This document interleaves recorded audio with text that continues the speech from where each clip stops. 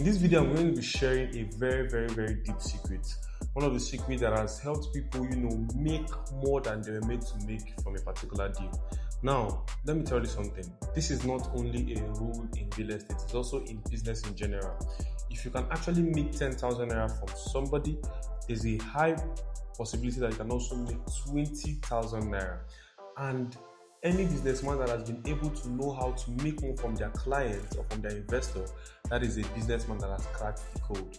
Do you know that on Instagram, there's some people that just spend only their data on Instagram, but they don't get much. But there's some people that now spend money on maybe getting a verification and they now get more access. Then there are now some people that now spend money on ads and they now get bigger access. You see the way Instagram was able to structure it so that you can actually want more and you can actually pay for more. That is how you as a business person, you can actually structure how your clients will get more, by paying for more. And it is called upselling. The people that have cracked this code are people in the tech industry, but they also use it in the real estate industry. Upselling and cross-selling. And I'm going to be teaching you that in this particular video. So make sure you're subscribed and let's get straight into it. Now, for my introduction here, I wrote something. I said, most realtors think he has bought already. Let me go and find another client. That is a totally wrong mindset. A client who has trusted you once is already 70% easier to sell to again.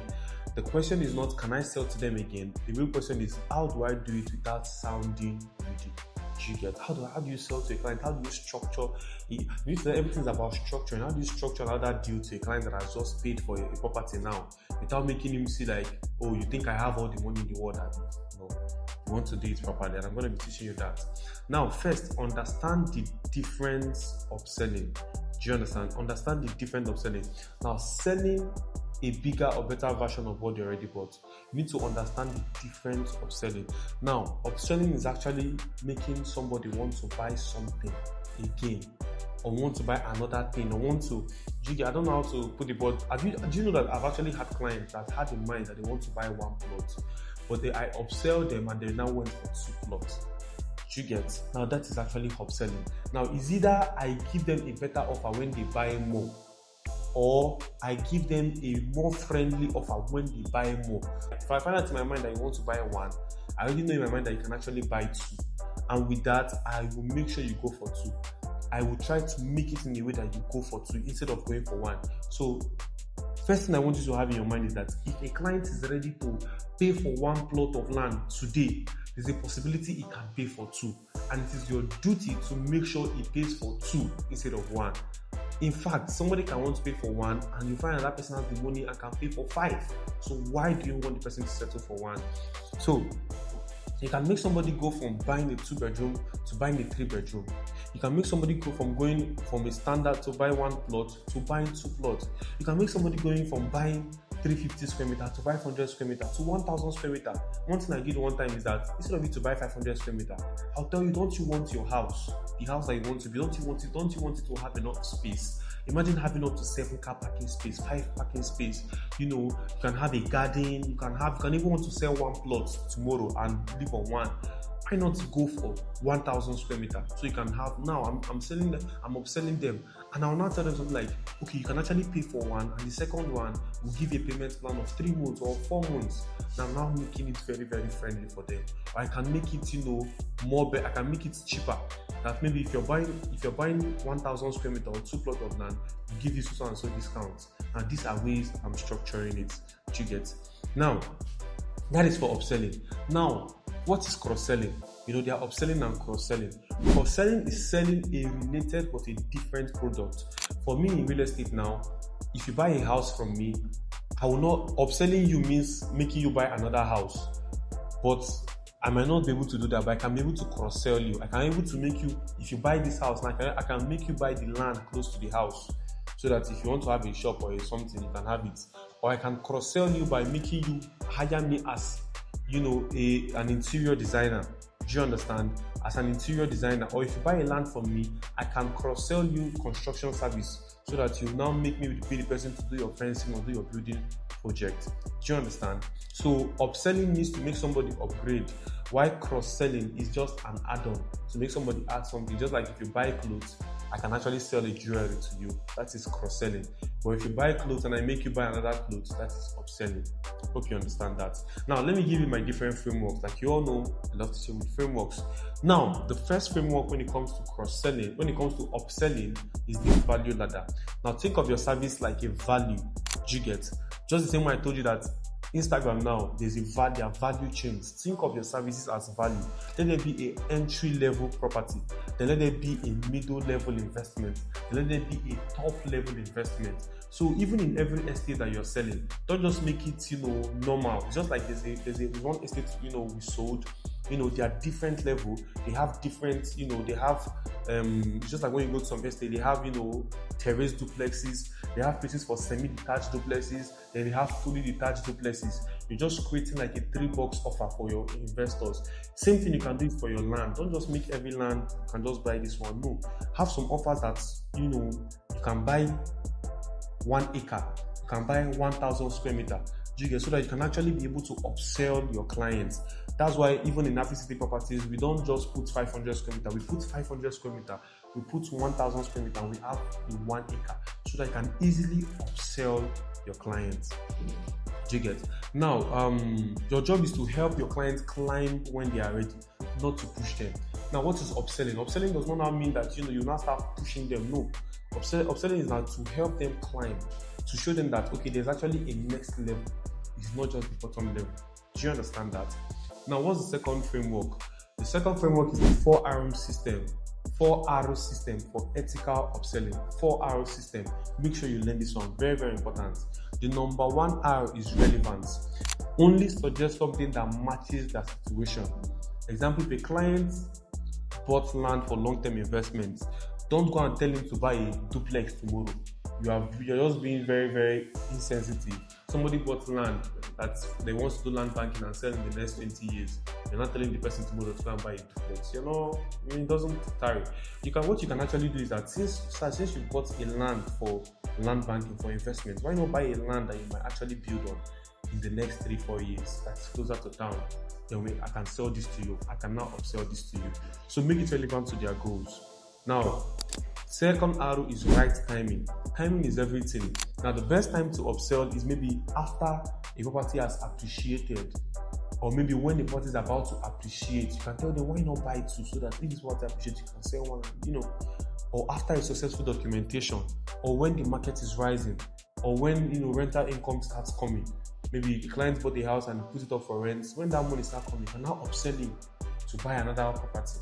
You get? Or when you sold this property for him and it appreciated, you have to think that there's another one that you will have that can actually appreciate the way this one has appreciated.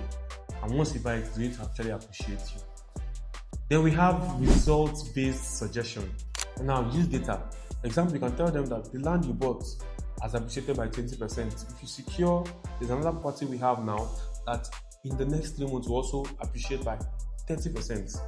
Now, using results-based, something that you've helped this person achieve, or this property, this company you bought property from, look at they actually done. Then we have this one, result-based suggestion. Then 4 is respect. Now, this is another R you need to learn, because most people now, when they try to upsell, they try to force it. Now, don't force it. If the client actually try to restrict or makes it or his body language is saying that no, this is not the right time, make sure you respect their decision and keep calm about it. Don't force it, because they bought. Don't allow them. Some people can actually misinterpret it. It all depends on how you actually pass the message to them. The third framework is the portfolio expansion strategy. Now, professional investors think in portfolios. Do you understand? So they are building their portfolio. Some of them, they already think that I already have a land banking property, like I told you. Now they are not thinking of getting a property, a buy and build property. They're not thinking of getting, a property for rental income. So investors think in portfolio. So make sure if you know that this person already has a portfolio of cash flow, he needs a portfolio of long-term investment. He needs a portfolio of resale, capital appreciation. You get? So you need to sound like an investor on this particular one. Now, cross-selling examples in real estate. Now let's talk about cross-selling. I've talked to you about cross-selling, selling a related product but not the same. Do you understand? Now, when somebody buys a land, you can now cross-sell person should do documentation. This is cross-selling. Do you get? Or fencing services.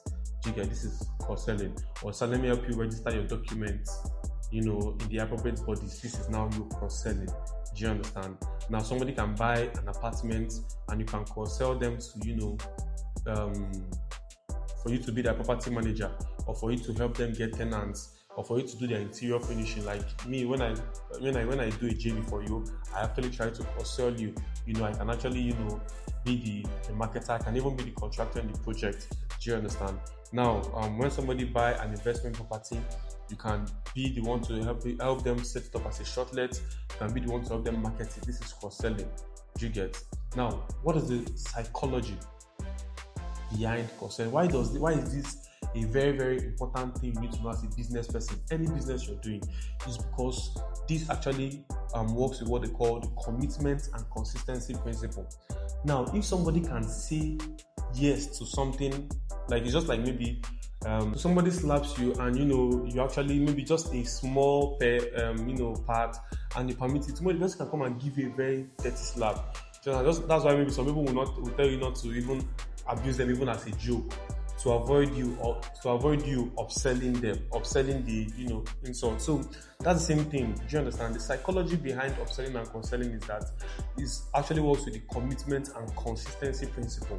If somebody can actually make a decision with you once, the person can easily make another decision.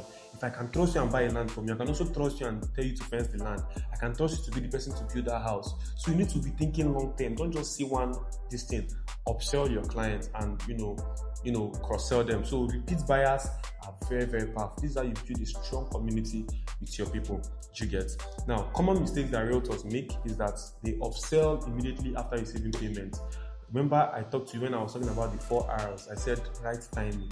You need to know when right. Don't just sell immediately. You're receiving commission. You're already upselling them. No, there's a way to do it. Do you understand? And don't even make it seem as if you're after the commission. Do you understand? And don't suggest irrelevant upgrade. Just like maybe when you go to some shops to buy something, you buy a clothes and they're already suggesting maybe another thing. I don't know if you've ended up maybe trying to just buy one shirt and one jean trousers and you end up buying a lot of other things. Do you understand? But if you're somebody that doesn't know how to upsell, they might not start suggesting maybe earring for you, and you don't used to wear earrings, so don't upsell irrelevant things. Do you get? And don't sound commission driven. I think I mentioned that. Now, not studying the client's financial capacity. Now, you need to actually know where your client is. You need to actually be able to assess a client and know what he can do more. Do you get? There's some clients you meet, you already know that this client can even buy 6 of this thing you're selling. Why there are some you meet, you know that they are struggling to buy that one. Don't upsell them. Do you understand? Somebody that struggled and maybe saving and even borrowed money to, you don't need to upsell those kind of people. Do you understand? Remember that being pushy can close one deal, or being strategic can actually close 10 deals or build up 10 deals. Do you understand? Now, let me give you your assignment, or let me just give you this advanced tip. It's called the 6 months review call. The 6 months review call. Now, every serious realtor should actually do this. 6 months after purchase, call your client and say, I want us to review your investment performance. This property you bought from me, I want us to do a review. Then introduce them. After the review, make sure you do this when the property has appreciated. Then after the review, you will now introduce another upgrade, another property, if it actually makes sense. Do you understand? Then let me give you the final assignment. Now, for your assignment, you need to look at your last 5 clients and ask yourself, number 1, for your last 5 clients, ask yourself what upgrade fits each of them, what add-on service can help them, and what portfolio advice can you offer. Ask yourself. You find that most of the people that bought property from you, you can actually help them fetch their land, and you might end up making maybe 200,000, 500,000, 10 million, 5 million, depending on the size of the property. What add-on service? People that bought a house, you can help them do the interior, you can help them, put stuff for shortlets, and you end up making more money. You can even be the one to build the property for them. Do you understand? So be intentional and write it down. I hope you learned something from this particular video. Thank you.